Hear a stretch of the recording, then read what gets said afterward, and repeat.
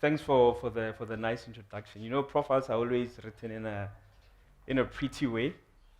Um, Tiisetso Maloma ke leina. So yeah, I've been an entrepreneur for a number of years. Although mainly now, what I do is that I write. I write books and I also publish books. We've got a publishing company called Wula Wuka Publishers. We published, I'm sure some of the books you might know. Diary of a Side Chick, Chronicles of a Slay Queen, Diary of a Cheating Wife. So those are the books that we've published. So we've got about 20 books in all the bookstores. But besides that, he's mentioned some of the things I've done. I would say in hindsight, I'm a creative. I like creating things. So I've been in all sorts of businesses. If I've got an interest in something, I tended to attempt it. Education background, I was an accountant. At some point, was a DJ, was into clothing. So many things. um, so the title of my talk today, it's called. It's an article I wrote in 2016, but for a story that happened in 2011.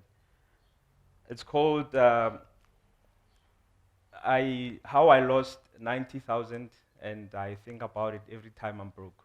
Like literally in Ghana, weekend, like it's the big weekend. So yeah, I'm a bit broke and I'm thinking of that money. Like it never goes away. Like that pain um, never goes away. So the story goes like this. I used to work for this media company called Meerkat Media. They used to do a lot of music workshops and a lot of TV stuff. So we were running some workshops around music, and then I left the company. It closed down, and I stole one of their concepts about developing people in the music business. And obviously, I was working with people who were in the music business. I was just gonna, if we had a booking for a workshop, I was going to hire them, and then they will go and do the workshop. So I would go around trying to get get clients. And one of the prospects that hit was a mine in Ochis in Wheatbank. Sorry, is it just after Wheatbank somewhere there? Hey man, I got a meeting. I went there. I remember first time me got taxi. Okay, cool. I went got taxi from the taxi rank to the mine. It's a bit of a challenge to feel like. And then one of these other guys chilling in a BM. Guys, I'm going to this mine and I'm late. Can you please take me there? But I will take you. To and from Rabarne Sharp. I go there and then I have the meeting. I get well, those guys have left. I'm like, oh, okay. So now I have to hitchhike. Second time, Barno, come through and do your, like that. The first meeting was like a business present, was just an introduction, sorry. So, second time, I go there, my uncle, I remember, he borrowed me his car along the yellow, and I'm going to grab panchara, and then, okay, anyway, I go there, sharp, I come back. But no, send us a proposal with a budget and everything, a budget, blah, blah, blah, blah. I think it was 165, like the total amount. I send it to them, they come back, but no, we like what's going on here in your proposal, but we can only do 90,000. But you have to change it a bit. A bit of a music festival, blah blah blah. And I'm thinking, I've been in business, I can negotiate. When someone says 90, maybe let me meet them halfway. Write a nice reply email, and to think about it now, it was a bit arrogant, because client says, or potential client says, I want this. When you try to be convincing, okay, email, or no, okay, we'll think about it. I said like it was 135 or 130 somewhere there. Sharp. 1 week goes by. Second week, no one is answering my emails. No one is calling me. And that's pretty much the lesson I learned. Look, businesses want whatever they want. If you're proposing something, you must give them what they want. Don't try to be fancy, like literally like that like a or Ishman. There I try to be a bit smart. So the lesson out of it, bigger thread of lessons I've learned along the way is that one of the things that you must know yourself. Most of the business I created were B2C businesses, business to customers. I'm not so good with business to business, right? So I'm a creator, hence I write books, hence I help other people publish books. It's easier for me to read off what an individual customer is saying than a business, because business is it's a different terrain of language. And maybe to connect it to being in publishing, how it works in publishing is that you give them books on a thing called consignment. They pay you in 60 to 90 days, right? The bookstores. And probably in 20, just because lockdown, 2020, probably had like about 8,000 books in our warehouse. Like we use a distributor in Cape Town. So lockdown hits, and now bookstores are closing down. Obviously, most of them are not operational, and now they start returning those books. So when they return a book, they minus what they should pay you from off what they said. So for like 2020, 2021, yeah, no, you don't want to see my statements, or okay. From being used to having like a hefty amount wherein I had employees, to now, probably for the long time it was in the negative. Sometimes it's 200. I have to let everyone go.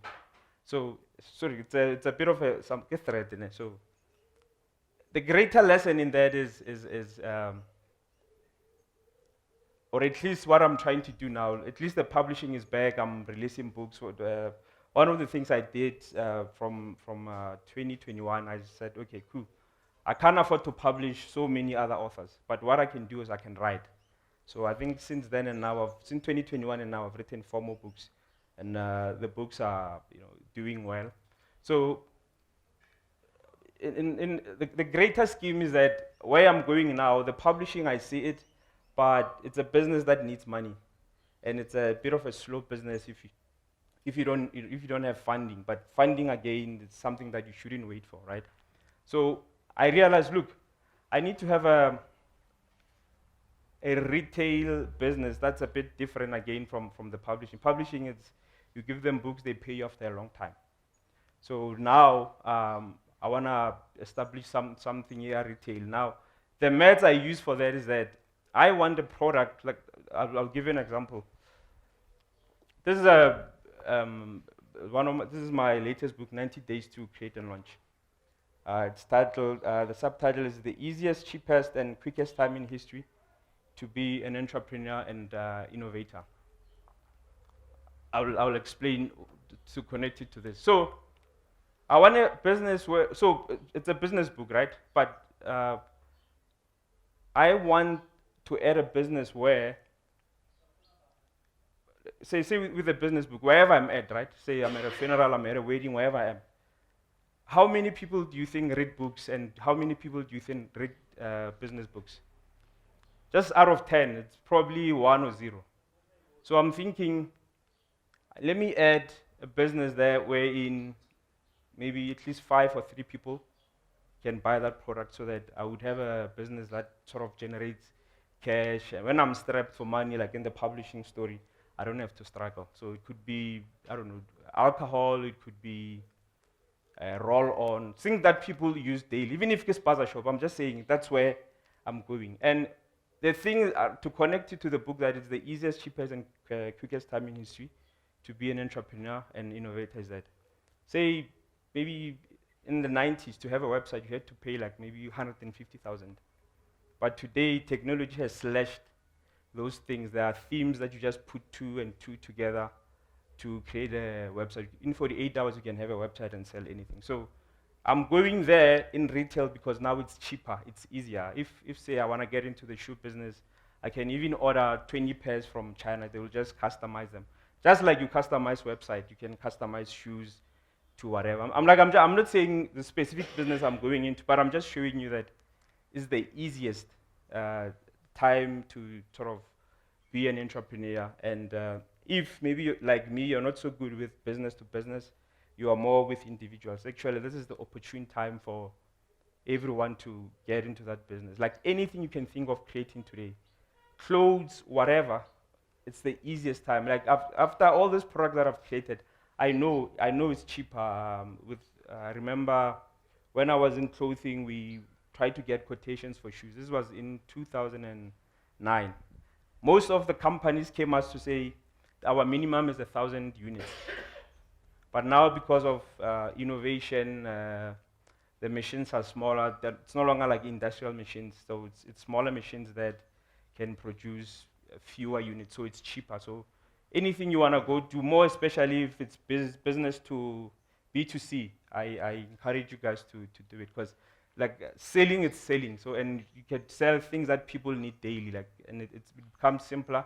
And I think for all other visions you have in terms of business, but having a business that selling things that people buy on a daily basis, it's good for it, because you can find so many other things. Even the publishing, I funded it from selling many other things. So that's a wrap of my talk. Yeah.